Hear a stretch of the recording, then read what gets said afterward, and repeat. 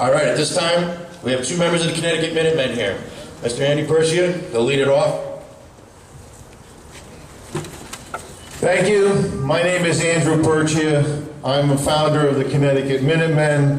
We are a group that is based in Connecticut, obviously, that promote the citizens' militia. See these guys up here? They'd be proud of everybody here. They have their backs to these people over here, and they're facing you. They're on our side. A well-regulated militia being necessary to the security of a free state, the right of the people to keep and bear arms shall not be infringed. Shall not be infringed. What part of that sentence don't the politicians understand when it says, we will not be infringed? It's pretty clear to me what the founding documents meant, that it couldn't be granted or taken away by the state, but is a God-given natural right of personal protection and liberty.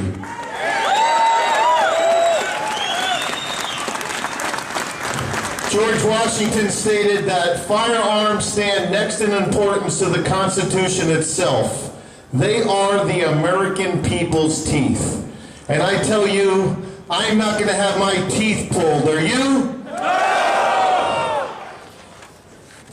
The gun grabbers argue that the militia part of this part of the Bill of Rights refers to the Army or the National Guard. And they could not be more wrong. George Mason, the co-author of the Second Amendment, stated unequivocally, I ask, sir, what is the militia? It is the whole people.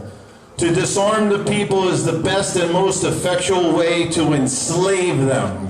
And I'll tell you, I'm not a slave, I'm a free man. Are you? Again, it's very clear on the intent and meaning.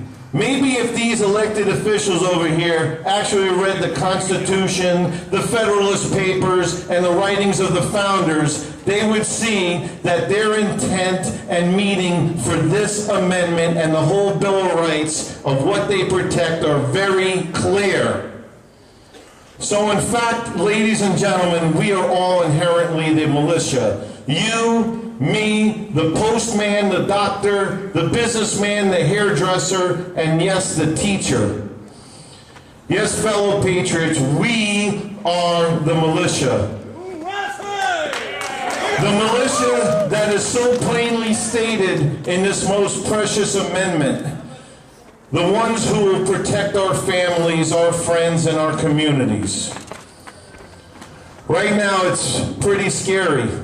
I think they've awoken a sleeping giant. I see everybody out there, even the Japanese were afraid to invade us because they feared a rifle behind every blade of grass.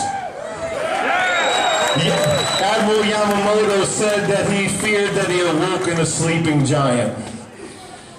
So right now we're at a crossroads where our fundamental principles of liberty and freedom are being constantly attacked by current socialist agenda. We need to choose right now whether to lay down and do nothing or fight for what no man can ever take away from us, our God-given rights. Among those rights is a right to self-preservation, the right to defend oneself from attack from a criminal or a tyrannical government. We are free men and women who do not need permission to defend our lives. How ridiculous does that sound? Permission to defend your life? The Second Amendment is not about hunting or target practice. It's about the defense of one's life, liberty, and property. Yes, I don't need 10 rounds to kill a deer. I'm a pretty good shot. But I tell you, if there's a home invader in my house, I'm going to want more than 7 bullets. So when they say, there are critics, that since the Bill of Rights was written in a time when the arms of the day were the muskets, that we should only be allowed to have muskets. I say to you that the AR-15 is our modern musket.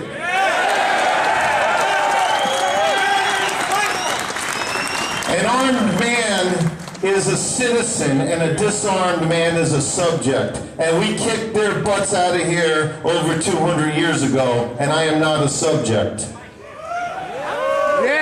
In closing, fellow citizens, free men and women from all walks of life, we must never surrender our only means of protection because of unjust laws or regulations. We have a duty and an obligation to resist unconstitutional laws. The founders demanded it of each other and they demanded of us. Thank you very much.